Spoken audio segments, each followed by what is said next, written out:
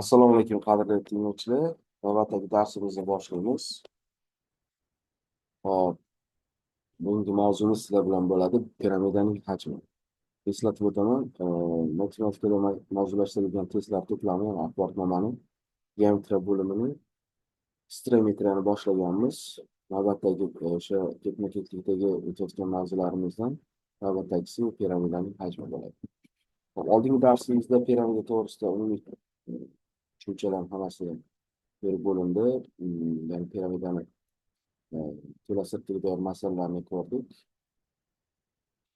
va umumiy mavzu sifatida piramidani hajmini ham aytib o'tgandim. O'sha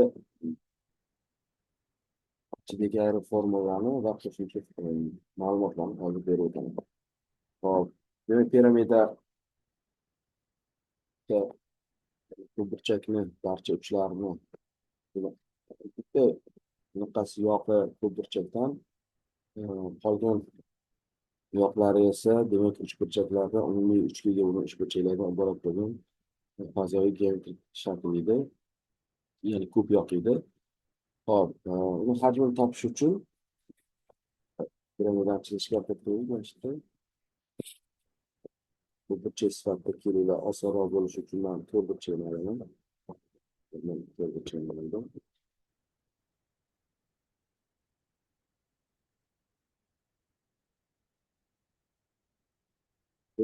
To'rtburchagimiz ko'p yoqning asosi bo'lardi, piramidaning asosi bo'lardi. Yonida ko'p uchga ega bo'lgan burchaklar esa demak yon yoqdan hisoblanadi. Orqa tarafisiga ko'rinmaydigan tarafda bo'ladi. Hop, piramidani balandligi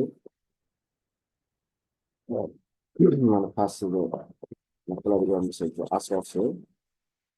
Hop, ana endi formulani nima qilish kerak ma'lumotlarni keltiraman. Mana asos. Hop, mana bizda balandlik. Hop, birinchi formulamiz deyarli hamma piramida uchun umumiy hajm formulasi S B barobar taqsim S asos ko'paytirilgan h. Endi bu yerda asos yuzi sifatida ko'pburchakni yuzini navbat tutiladi. Ko'pburchak bo'lishi mumkin, uchburchak bo'lishi mumkin, beshburchak, oltiburchak va hokazo. Bunday holatda asosiy yuzini tutamiz. Keyin apofema apofema ishlatiladigan formulalarni ishlash mumkin. Bunda apofema bo'ladi.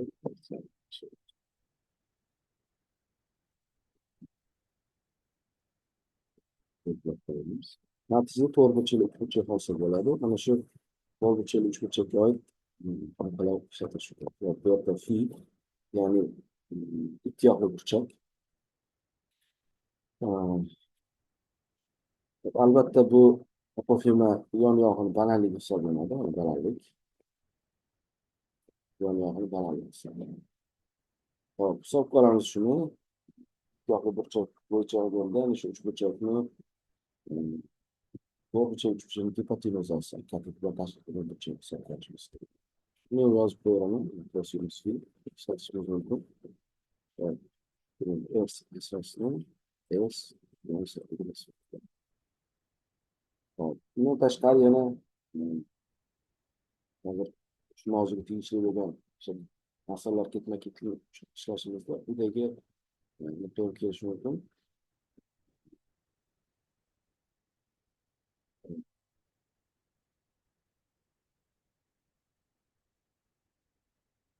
Aniq savol qo'yilgan bo'lishi mumkin. Qaranglar.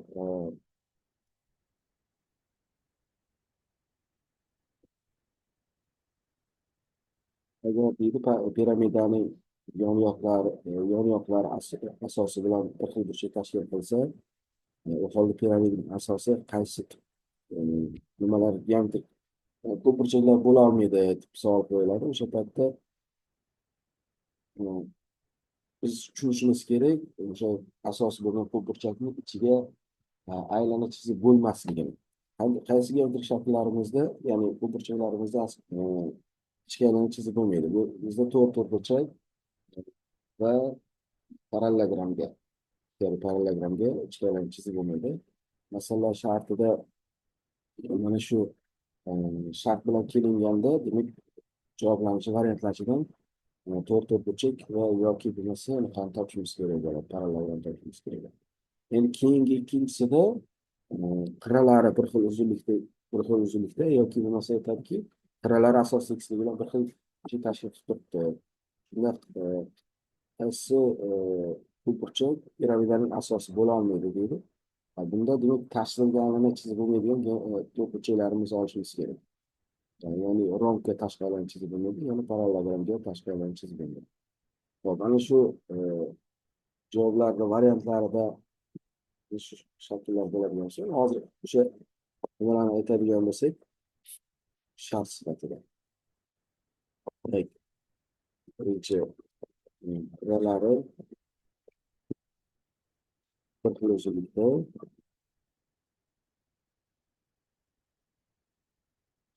yoki asosiy qismiga bilan bir xil burchak tashkil qilayotgan bo'lsak,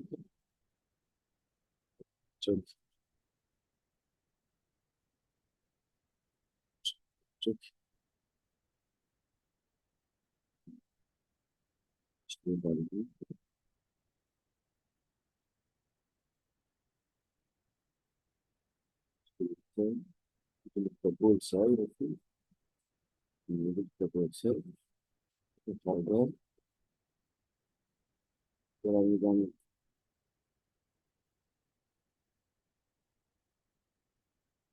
asosi ko'pburchak bo'la olmaydi.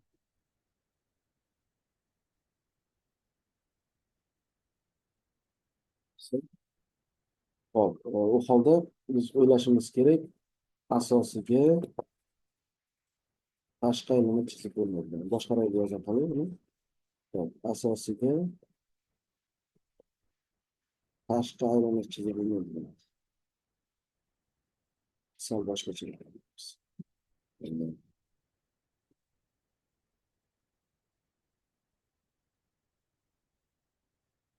tashqi aylanma chizib bo'lmaydigan ko'pburchak.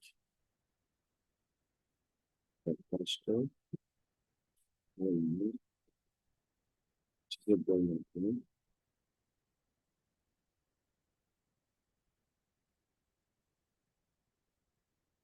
ko'pburchak bo'ladi.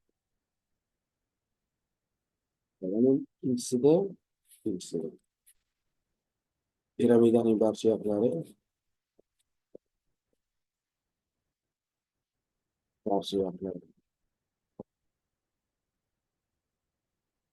asosiy qismiga bilan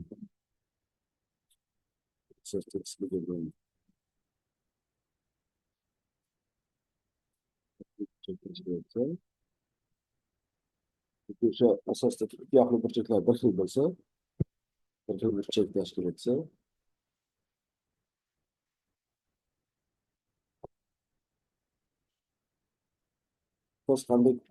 asos qanday ko'pburchak bo'la olmaydi.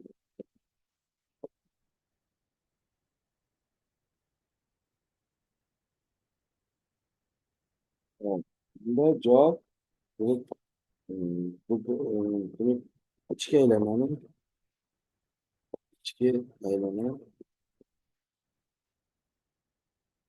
chizib bo'lmaydigan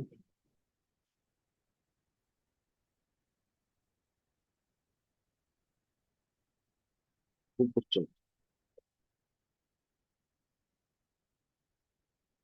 Hop, mana bunga misol sifatida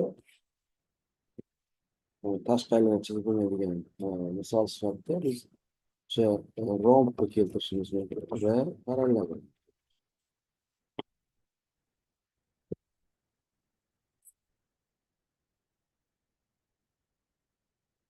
Javob sifatida boshqa ko'pburchaklarga bo'lgan bo'lsa, demak tashqi aylanma chizib bo'ladi. Kvadrat keladi, trapetsiya keladi, to'rtburchak keladi. Ularga tashqi aylanma chizib bo'lgani uchun, demak, o'sha piramidani tomonlari, nima yoqlar nuqtasi asosi bo'la oladi. Hop, bunga esa ichkarini chizib bo'lmaydigani,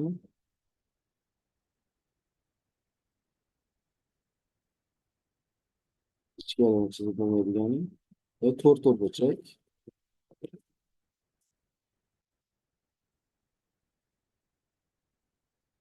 va yana o'sha bularga parallel.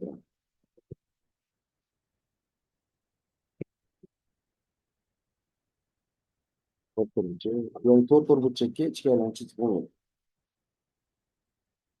Ha, chizib piramidani nuqtasi bo'lishini agar yon yoqlari asos tekisligi bilan bir xil burchak tashkil qilsa, piramidani asosi rom bo'la oladi, kvadrat bo'la oladi, to'rtburchak bo'linmasida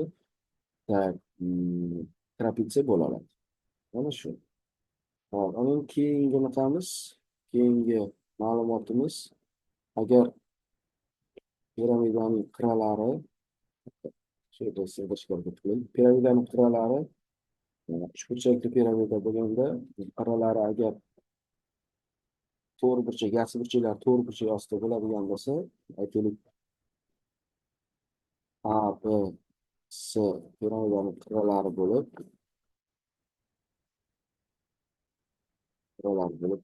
ular o'zaro perpendikulyar bo'ladigan bo'lsa, ya'ni o'sha x burchaklari perpendikulyar bo'ladigan bo'lsa, u holda qanchalik 1/6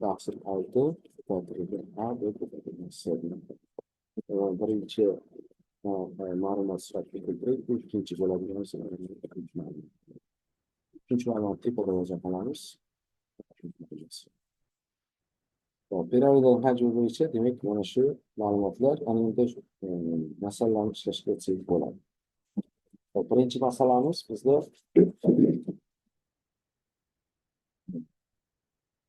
quyidagicha masala keltirilgan. Bu peshoramiz chunki hali pastda masala sifatida ishlatiladi.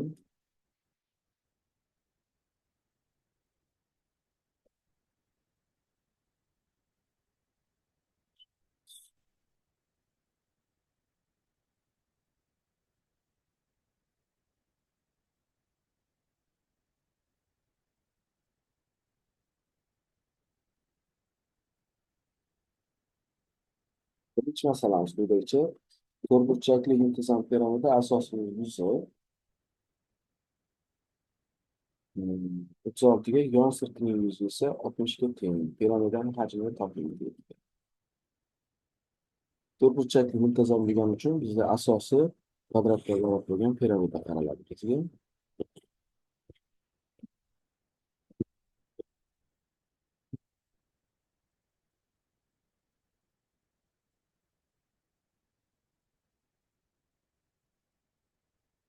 Asosining yuzi demak S asos barobar 36. S yon sirti demak 60 ga teng. Bizdan so'ralgan piramidaning hajmi. Piramidaning hajmi uchun bizda S asos bilan qarshi keladi. S asos bor. Bu masala shartiga ko'ra o'sha masalan formulaga ko'ra hash yo'q. Hop, biz endi S yon sirtidan yordam olamiz. Buning uchun bizga aniq ham kerak bo'ladi. S asos kvadrat kerak bo'ladi. Ya'ni shu kvadrat barobar x asosini tomon topib olish imkoni bo'ladi. X bo'ladigan bizga bu kerak. Mana bunda balandlik tushiradigan bo'lsam, mana bu shizga aylana bo'ladi va bu A/2 bo'ladi. Aylana radius bo'ladi. Mana bizda apofin. Ana endi yon sirtidan foydalanamiz. Yon sirti bu to'rtburchakdan apofin. Apofin hisoblanadi. Burchak bo'lgan uchun apofin. Bunda boshqa so'raymiz. Apofin perimetr bo'ladi. Perimetr ko'radi va apofin. Hop. Shu yerdan apofindan topish imkoni bo'ladi. Formani yozishimiz emasmi? Apofindan topish. Topib olish uchun S yonni 2 ga bo'lamiz. yon sirti 67, ko'paytirilgan 6. Demak, 5 bo'ladi. Bu filmning uzunligi 5 ga teng bo'ladi. Hop, mana shu uchburchak bo'lyapti bizda. Balandlik topish uchun imkon tug'ildi. Ya'ni mana bu balandlik bo'ladigan bo'lsa, balandlik bo'ldi. Mana bu 3 bo'ldi, nimani yarmi, 6ni yarmi va 5 bo'ldi. Demak, balandlik bizda 4 ekan. Bu sonlarni pastdan hisoblab qo'ysak kerak. H barobar 0 kvadratidan taqsim kvadratini olamiz. 5 kvadratdan 6 taqsim 5 kvadratdan 3 kvadratdan 16 bo'ladi. Bemalol hajmni hisoblasak bo'ladi. Taqsim 3. Asos bizda 30 bo'ladi. Balandlik 4.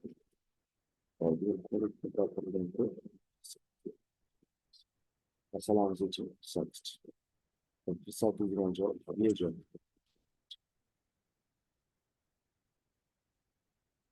Ikkinchi masalamiz. Ikkinchi masalamiz hozir o'chirib tashlagan chizmasi bilan berilgan masala edi. Qirras 5 ga teng kubni biror uchiga qo'shni 3 ta 3 orqali bituvchi tekislik bilan 2 bo'lakka bo'lingan kichik bo'lakning hajmini toping deydi. Hop, chizmasini chizishga harakat qilamiz. Kub bo'lgani uchun asoslari kvadrat, umuman hamma qirrasi teng bo'lgan yoki bo'lmasa barcha yoqlari kvadrat bo'lgan ko'pyoq quyidagicha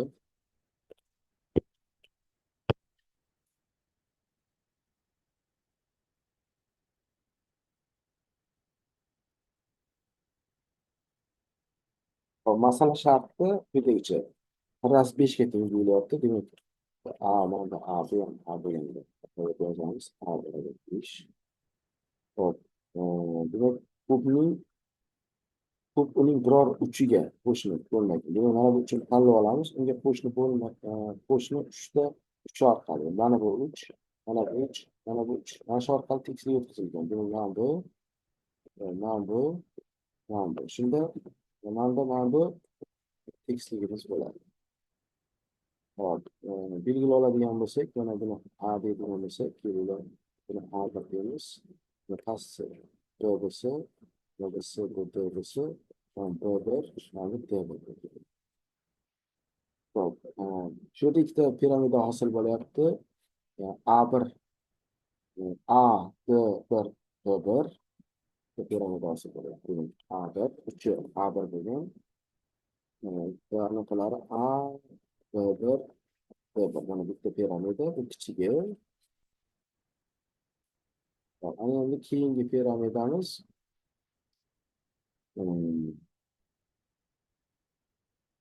keyingisi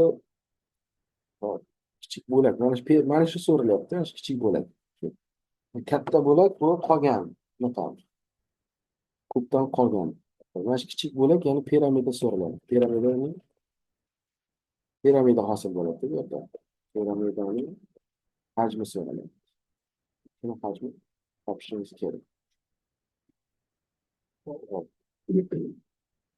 Chizib olamiz endi pastdan. Chizib olishga harakat qilaylik. Burchak bo'lyapti asosi. Hozir shtrixlaganim mana.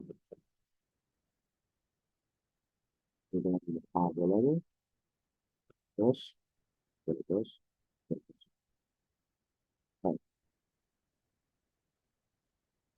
Endi mana bu piramidani asosiy tomonlari endi mana kvadratning diagonali bo'lib qoladi. O'sha uchun buni belgilab B bilan belgilab qolaman. Mana B bo'ladi. Mana bu qirralari esa A bo'ladi.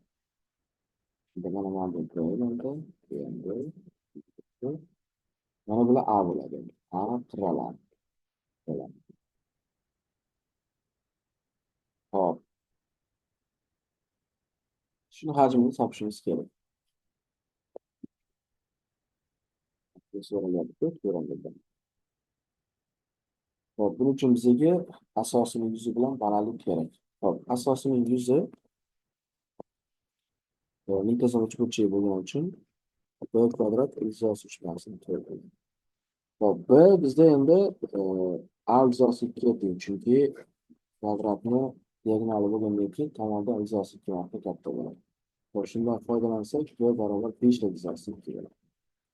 Hop, asosining yuzini topadigan bo'lsak 5 ildizosi 2 ni kvadratga oshirib ildizosi rasm bo'lib ko'paytirishimiz kerak. Ya'ni 50 ko'paytirilgan ildizosi 3 narsa 2 bo'ladi. Bundan ham qisqartirib olsak 25 ildizosi 3 narsa.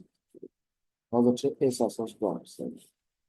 Endi oldimizda turgan masala bunaqani topish, balandlik topish. Balandlik topish uchun balandlik chiqishga harakat qilaman. Mana balandlik bizda mana shu balandlik deydigan bo'lsam, xohlasam tik chizilgan aylanan radius bilan, xohlasam ters chizilgan aylanan radius bilan bog'lasam bo'ladi. Nimaga desangiz, muntazam uchburchak bo'lyapti asosan. Ikkalasi ham bitta anaqa tushadi. Xullas, buni ters chizilgan aylanan radius bilan bog'lamoqchiman. Ters chizilgan aylanan radiusi bilamiz. B ildizosi 3 taqsim 3 ga. Shundan foydalanadigan bo'lsak, chunki muntazam uchburchakning tomoni b edi-ku. Shundan foydalansak, b bizda 5 ildizosi 2 bo'ladi. 5 ildizosi 2 ildizosi 3 taqsim 3 keladi. Shunda javob 5 ildizosi 6 taqsim 3 bo'ladi. Hop. Qirramiz bor. Mana uchburchak bo'lib qolyapti endi.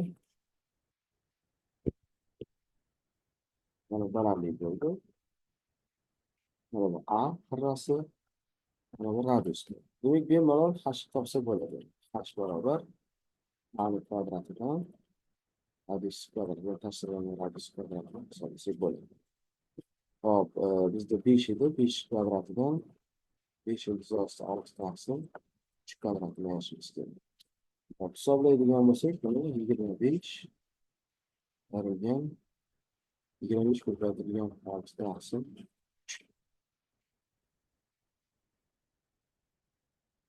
9. 9. Hisob qilsak 3 2 qoladi. Ya'ni 75 ayrilgan 50 taqsim 3 bo'ladi. 25 bo'lsa, demak 25 dan 5 chiqib 5 ildizosi 3 bo'ladi. Mana hning qiymati 5 taqsim ildizosi 3 bo'ladi. Hop, bu bemalol mana bu S asosiydi. Hajm topsak bo'ladi. 1 taqsim 3 asos. Ya'ni 1 taqsim 3 S asosimiz 25 ildizosi 3 taqsim 2. Hop, bizda 5 taqsim ildizosi 3 chiqdi. Olib turadigan bo'lsak, hop, ildizosi 3 ketadi. 125 taqsim 6 bo'ladi. 125 ichida 6 20 tadan 5 qoladi. Mana shu javob bo'ladi. Hajm 20.5 taqsim 6 ichida A javobga to'g'ri keladi. Hop, 3-chi masalamiz bu safar endi qirrasi 6 ga teng bo'lgan kub berilyapti ekan bu safar. Uning biror uchiga qo'shni bo'lmagan qo'shni bo'lgan uch orqali x ga yetkazilgan. Xuddi shunaqa ishlanadi, faqat bizda a ni qiymati 6 ga teng. Tepada 5 bo'ladi. 6 ga teng holatda ishlash kerak bo'ladi. Mustaqil ishlashga qoldirmoqchiman. 4-chi masalamiz. Hajmi 36 ga teng bo'lgan muntazam to'rtburchakli piramida asosidagi ikkiyoqli burchagi 5 ga ra'os. Piramida asosining yon asosining tomonini toping deydi.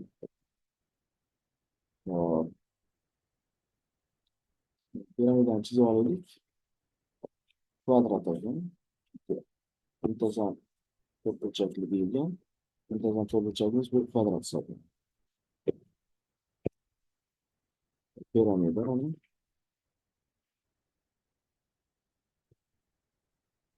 A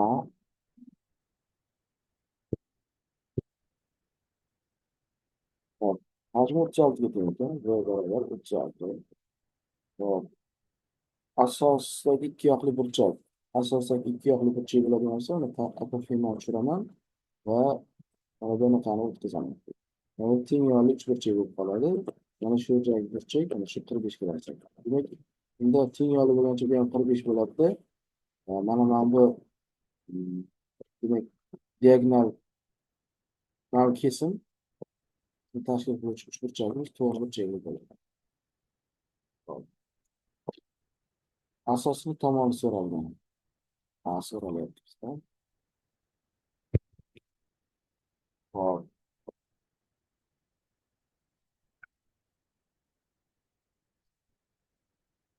Hop. Demak, yozamiz. Bitta unaqani bni balandlikni hajmni formulasini yozaylik. V barobar 1 taqsim 3 asos h. Shu 36 keladi. Ya'ni 1 taqsim 3 a kvadrat ko'paytirilgan h barobar 36. Hop. A kvadrat ko'paytirilgan h barobar 180. Hozir bizda hni topishimiz kerak. Hni to'g'rirog'i asosi bilan bog'lashimiz kerak. Mana balandlik bo'ldi. Bundan chizib oladigan bo'lsam, albatta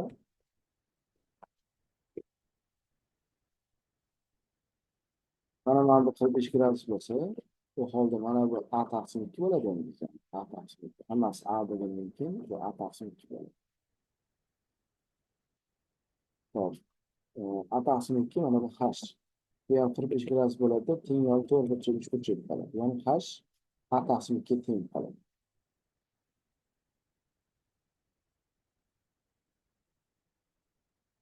H a taqsim 2 teng. Hop, teng yo'l 4 burchak 3 burchak bo'ladi. O'rniga qo'yadigan bo'lsak, a kvadrat ko'paytirilgan a taqsim 2 barobar 58 bo'ladi. Şimdi a'ning kubi 2 ga ko'paytirsak 216 bo'ladi. Qachon qaysi sonning kubi 216 desak, 6 ning kubi bo'ladi. Demak, masalamiz sharti bo'yicha topilgan qiymat 6 chiqdi. Javobimiz A bloki to'g'ri kelyapti. Piramida asosining tomoni 6 ga teng bo'ladi. 5-masalamiz. To'rtburchak mintazam piramida asosining tomoni 4 marta kattalashtirildi. Balandligi esa 4 marta kichiklashtirildi. Hop. To'rtburchakli muntazam qanaqa bo'ladi? Kvadrat bo'ladi. A edi 4 marta kattalashtirsa 4a bo'ladi. Hop, balandligi 4 marta kichiklashtirildi. H edi 1/4 h bo'ladi. Hop, hosil bo'lgan piramida hajmining dastlabki piramida hajmiga nisbatini toping. Mana bu bo'lgan paytda v barobar 1/3 a kvadrat h bo'ladi. Asosiy anaqa bo'lgancha. Bu bo'yicha bo'lsa v1 deylik. v2 barobar 1/3 hop, a kvadrat tengligi 4a kvadratni yozaman. H o'rniga 1/4 h. Hop, hisoblayman oxirigacha 1/3 16 a kvadrat ko'paytirib h/4. Hop, qisqartirib olsak 1/3 a kvadrat h ko'paytirilgan 4. Mana bu yerda v1 deb oladigan bo'lsa, v2 barobar 4 v1 bo'ladi. Hop, qaysini nisbatlaydi? Hosil bo'lgan piramida hajmi. Demak, v2ni v1 ga nisbat so'ralgan. 4/1 bo'ladi. Mana 4 ga nisbat bo'ladi. v2ni v1 ga nisbat so'ralgan. Barabar degani demak, y joyiga to'g'ri keladi masalan. Y joyiga to'g'ri keladi. Keyingi masalamiz. To'rtburchakli muntazam piramida asosining tomoni 3 marta kattalashtirildi. Hozirgi masalaga o'xshaydi. Mustaqil ishlashga o'rgatamiz. 7-masalamiz. To'rtburchakli muntazam piramidaning hajmi 48 ga, balandligi 4 ga teng. Piramida yon sirtining yuzini so'rayapti. Yon sirti demak hajmida 48 ga teng, balandlikda 4 ga teng. S yon sirtining hop, S yon sirt to'rtburchakli bo'lgani uchun taqsim 2 ya'ni muntazamidan ko'ra ko'paytirilgan apofil. Ya'ni biz ga topishimiz kerak. Hop,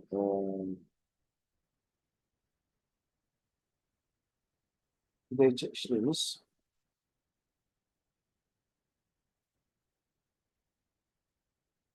Aralikka yozuvlik bir taqsim uchun aniqlarni ko'rsatilgan hash sakkiz bo'ladi. Yani ko'rsatilgan hash demak ko'paytirsa uch ko'paygan hash sakkiz bo'ladi. Yani aniqlar ko'paygan hash bir yuz qirq bo'ladi. Hozircha shu bo'ladi. Ana endi hash aytganda hash qiymat bor-ku. Hash qiymati bizda to'rtga keladi. Demak, birinchi tashlab aniqlar iqtisodiyda Rossiya bo'ladi. Ve A olti tenglik kelishadi. Hop, A bor, aniq qiymatini topdik. Bizda bunaqani, bu firmani qiymatini topishimiz kerak. Hop,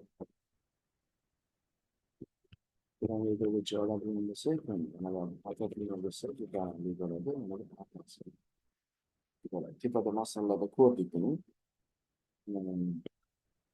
Hop, shundan apoflimani topadigan bo'lsak, bu bizda 3 bo'ladi, va 4 bo'ladi. Xabar sonlari F5 ga tengdir. Hisoblab o'tiramiz.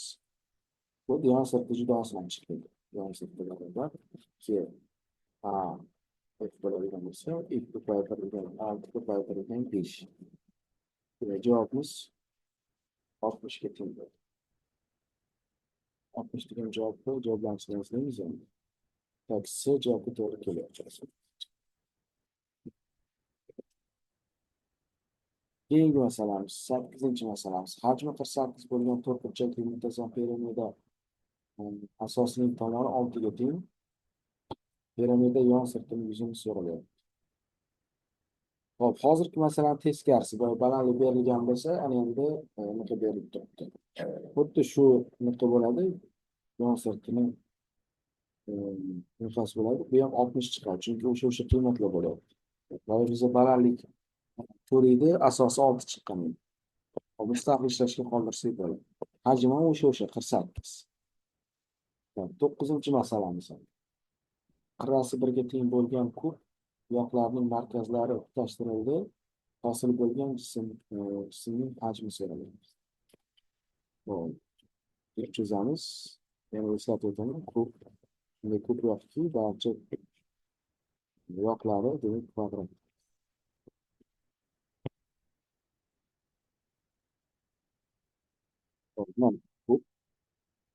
Hop, bu yerda 1 ga teng deyilyapti. Demak, A desak, A barobar 1 bo'ladi. Hop, endi uning markazlari desa, mana bitta markaz, bu ikkinchi, bu oldidagi markaz, yon. Xullas, mana bunaqa geometrik shakl hosil bo'ladi hozir. Chizadigan bo'lsam,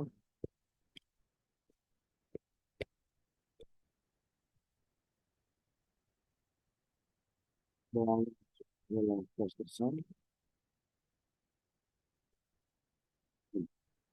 mana shunaqa geometrik shakl hosil bo'ladi. Buni nomini biz oktaedr derdik. Oldingi nimamizda ko'rdik. Ya'ni 8 ta muntazam uchburchakdan iborat bo'lgan kub yoq edi. Chizib olishga harakat qilaman pastdan. Mana shu nimamiz ham kvadrat bo'ladi. Faqat kvadratimiz endi tomoni A emas, balki hozir hisoblaymiz. Boshqa harf bilan belgilaymizda hozir. Hop, mana.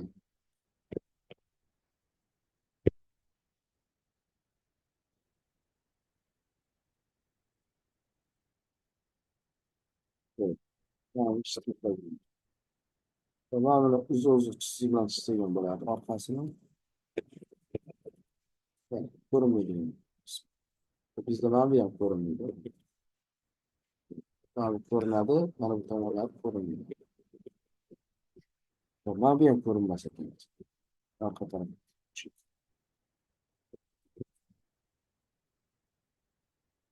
Xullas, hozir bizda unutani topishga harakat qilamiz. Qirrasini topishga harakat qilamiz.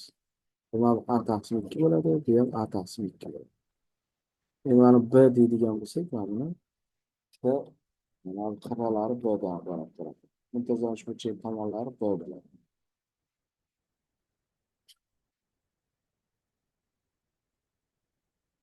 burchini chizib oladigan bo'lsak, mana bu yerda mana b bo'lyapti. Bu a taqsim 2, bu a taqsim 2. Bunda b pastdan izohlaylik. B barobar a taqsim 2 izosi 2 dan iborat. Yoki buni yana yozadigan bo'lsak, buni barobar qilib yozadigan bo'lsak, a taqsim izosi 2 teng bo'ladi. Qirrasi 1 ga teng bo'lgani uchun biz 1 taqsim izosi 2 deb yozsak bo'ladi.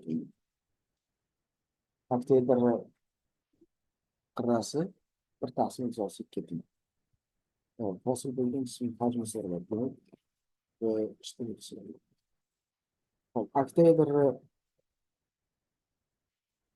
hajmi bo'yicha nuqtalarda formula bilan qirrasi b ga teng bo'lsa, hajmi yozyapman bu yerda. B ning kubi izosi 2 taqsim 3 ga teng. Hop, buni topdik, endi o'rniga qo'yib yuborsak bo'ladi, bemalol ishlasak bo'ladi. Bu bizda 1 taqsim izosi 2 bo'ldi-yu.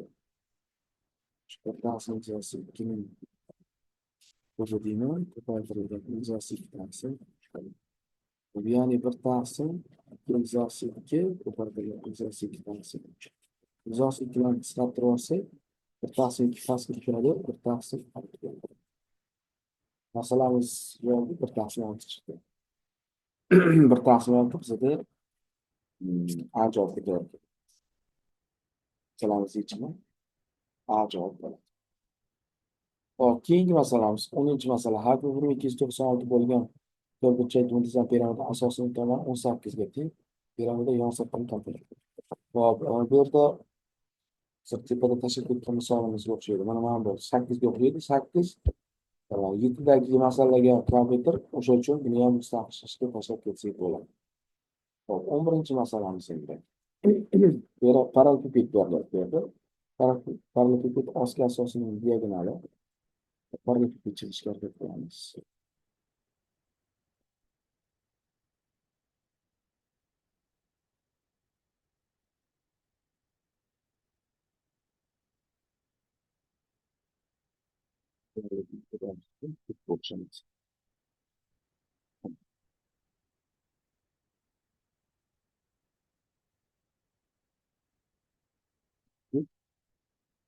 Hop, ostki asosining diagonali. Ostki asosining diagonali mana bu bizda. Demak, to'rtburchak bo'ladi bilamiz. Asl aniqlari, yoqlari. Va ustki asosining unga qarama-qarshi uchi. Mana bu uchi orqali tekislik yetkazilgan. Mana tekislik yetkazilgan.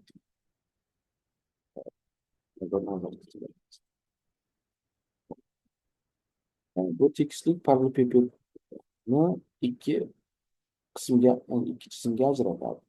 Buni bittasi o'z-o'zidan ko'rinib turibdi, piramida bo'ladi. Shu qismlarning biri piramida iborat va parallelipiped hajmini piramida hajmiga nisbatini toplaymiz. Tushunarli. Hop. Bizda mana bu asosi bilan bo'ladigan, mana bu balandligi umumiy bo'lgan piramida hosil bo'ladi. Hop. Belgilab oladigan bo'lsak, A, B, C, D deb ifodalagan bo'lsak, bu A1, B1, C1, D1. Demak, hozir bizda piramidamiz mana bunaqa ko'rinishda bo'ladi. Qaraylik. Bu yerda bo'lyapti. Mana bo'ladi. Asosi mana bo'ladi. Tamam. Bu bo'ladi. Hop. Endi asos anaqa diagonal bilamizki, asosi teng anaqa to'rtburchakning tengiga bo'ladi. O'sha uchun piramidaning asosi umumiy nuqtani asosining yarmi bo'ladi. Balandlik bo'laveradi. Hop, parallelipipedning hajmini yozadigan bo'lsak, S asos ko'paytirilgan h dan iborat. Hop, bu parallelipipedning hajmi.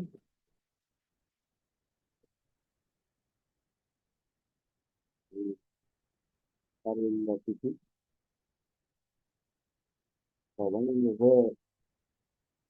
Shtrixli bir taqsim uch.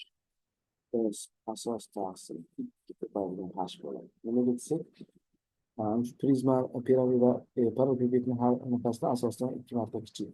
Chunki diagonal to'rtburchakning tilkiga bo'ladi. Va bu parallelogram. Va masala shartida nima deyilgan? Parallelogram hajmini piramida hajmiga nisbat. Va diagonal va shtrixga nisbat bo'ladi. Xo'p, S asos ko'tarilgan hash, asosiy taqsim uch. S asos taqsim ikki ko'tarilgan hash. Hop, demak, biz asos hashlarni hisoblab olsak, bir taqsim olti bo'ladi. Olti taqsim bir, oltiga bir nisbat bo'ladi. Oltiga bir nisbat. Qaysi javobga to'g'ri keladi? Mana bu javobga to'g'ri keladi masalan. Hop, keyingi masala bu taqsim. Burchakli piramida yon qirralari o'zaro perpendikullar. Demak, A, B, S'lar perpendikulyar ekanlar. Ular A bizada to'rtga teng, B oltiga, C esa sakkizga teng. Piramida hajmi. Buni biza formula sifatida keltirdik. Bir taqsim olti. A ko'paytirib ko'paytirib C. Hozir mana bu bunaqadan foydalansak ham bo'ladi. Tepadagi formuladan bir taqsim olti A, B, C chiqib bunday olib qaraganda. Hajm mana bir taqsim olti mana buni qo'llasak ham bo'ladi. Isbot sifatida. Chunki mana bu qirralar sifatida olganda mana A, buni B, mana buni C deb oladigan bo'lsak, ular o'zaro perpendikulyar. A B'ga perpendikulyar, A C'ga, B C'ga perpendikulyar. O'shaning hisobidan bemalol shu isbot sifatida ko'rishingiz ham mumkin. Hop, nima uchun bir taqsim olti A, B, C bo'lishini aytyapman. Bizdan to'g'ri ko'paytirib olsak bo'ladi. Bir taqsim olti, demak to'rt ko'paytirib olti ko'tarilgan sakkiz. Bular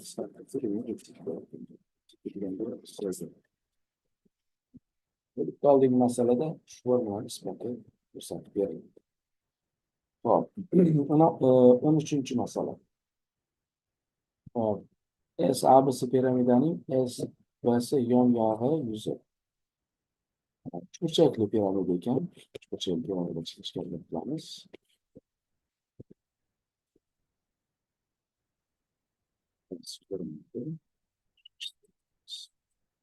Hop, tepasi S ekan bizda.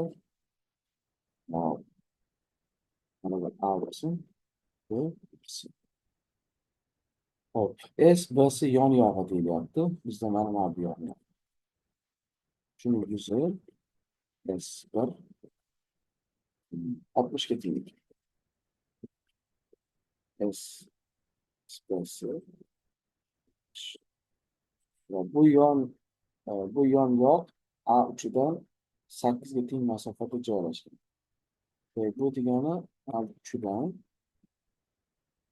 mana shu uchburchak tekisligigacha olib borsam, shuni anaqasi masofasi mana bu yerda D deb ola qoling, D bo'la qolsin. Bunda ADning uzunligi shunda ADning uzunligi 8 ga teng. Piramida hajmi so'raladi. Hop, bu hozir piramidani ag'darib olamiz. Quyidagicha bo'ladi endi. Chunki hajm o'sha bo'laveradi ular ag'darsak. Mana endi bizda mana bu A bo'lib qoladi. Bu yerda S bo'lib qoladi. B, C. Hop, mana bizda endi boyagi masofa balandlik qoladi. Mana bu B edi. Mana bu balandlik bo'ladi. Shu bizda 8. Aniq esa mana bu shtrixlangan yonbag'i esa endi bizda asos bo'lib qoladi. Chunki hajm topish uchun bizga nima kerak? Bir taqsim uch.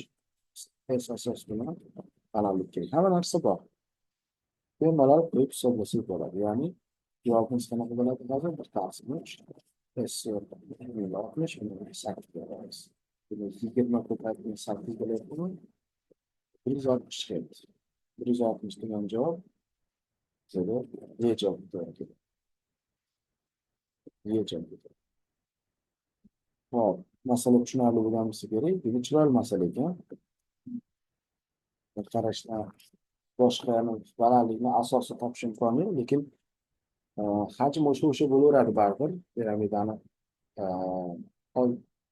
bir yog'ini ag'darib anaqaga aylantirsak, o'sha bo'laveradi. Buni davom ettiramiz. Bundan yerda ko'pirmani qilsak, ko'pirmani tushadi bu. Endi mana buni qizil bilan emas, yashil bilan chizadigan bo'lsak, ko'pirmani qizil bilan chizib qo'yamiz. Unaqami. Apofimani qizil bilan chizib qo'yamiz. To'g'ri burchak. Mana shu. Asosini balandligi bo'lib qoladi apofilni. 14-chi masalamiz. Burchakli piramidadan qaralari o'zaro perpendikulyar. Tepadagi masalamiz formulasi berilgan. Taqsim 6 ABC. Demak, A javobi ishlatish hojati yo'q. Uzunligi hamda uzunliklari ABC bo'lagiga teng piramida hajmi toping. Mavzuni boshida formulani keltirib turdik, tepada isboti ham bo'ldi. Bir taqsim 6 ABC bo'lishi. Xo'p, keyingi masalamiz 15. Muntazam to'rtburchakli piramidaning balandligi 9 ga teng. Muntazam to'rtburchakli bo'lsa, yig'ma asosi kvadratga iborat bo'lgan piramida bo'ladi.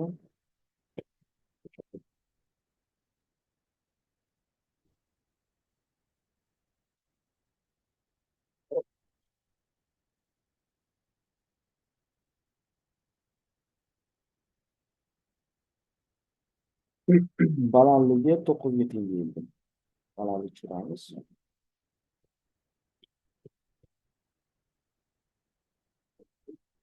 Masala sharti balandlik 9 ga teng. Diagonal kesim yuzi mana aynan o'sha diagonalni o'tkazibman. Mana shu diagonal kesim yuzi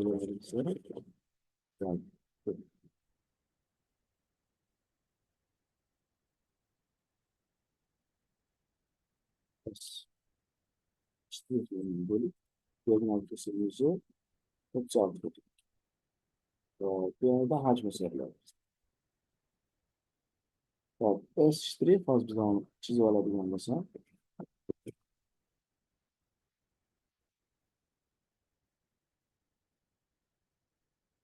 hop, yon bilan apofilmalar bo'ladi. Mana bu esa A izosi bo'ladi. A bo'lgan kvadrat bo'ladi. Hop, balandlik o'sha balandlik. Hop, hajm uchun h bor, bunaqa yo'q. Asosiy tomoni yo'q. Bu shundan foydalanamiz. S shtrix barobar taqsim 2 A izosi ko'paytirilgan h bo'ladi. Shu bizda 36. A ko'paytirilgan debdan h topib olish imkoni bor. Taqsim 3. S asosi ko'paytirilgan h bo'ladigan bo'lsa, ya'ni taqsim 3. A kvadrat baribir A kerak ekan bizga. A kerak ekan kvadratga. Xullas buni ishlaydigan bo'lsak, A mana o'rniga shu o'rniga nechida? 9 mi? 9 ga qo'yadigan bo'lsam, qisqartirsa 4 qoladi. A barobar 4 ko'paytirilgan 2 taqsim izosi 2 yoki 4 taqsim izosi 2 desam bo'ladi. O'rniga qo'yamiz, yana 1 taqsim 3. 4 taqsim izosi 2 ko'paytirilgan 4 taqsim. Ular 4 qisqarsa 3 qoladi. 16 taqsim 2 ko'paytirilgan 3 qisqartirsa 8 bo'lsa 24. Hajmi 24 chiqdi. Jumlaga xato ketdi. To'g'ri izosi 2 ga chiqdi. To'g'ri izosi 2 bo'ladigan bo'lsa, to'g'ri izosi 2 esa 36 ko'paytirilgan 2 bo'ladi. 36 ko'paytirilgan 3 bo'ladi. 2 ko'paytirilgan 3 90. Bu uni boyagi qiymat yo'q edi, javoblar chiqadi. 96, 24 yo'q edi. Shuning uchun noto'g'ri chiqdi deydi. Mana 96 B javobga to'g'ri kelyapti. Keyingi masalamiz 16-masalamiz. To'rtburchakli muntazam piramida asosining tomoni 2 marta kattalashadi. Bunaqa masala ishladik. Hop, keyingi masalamiz 17 qirrasining uzunligi A ga teng bo'lgan muntazam tetraedr. Hop, hajmi so'ralgan. O'tgan darsimizdagi anaqa formula tetraedrning hajmi. Hop, mana shu bo'ladi. A javobga to'g'ri keladi. 18-masalamiz.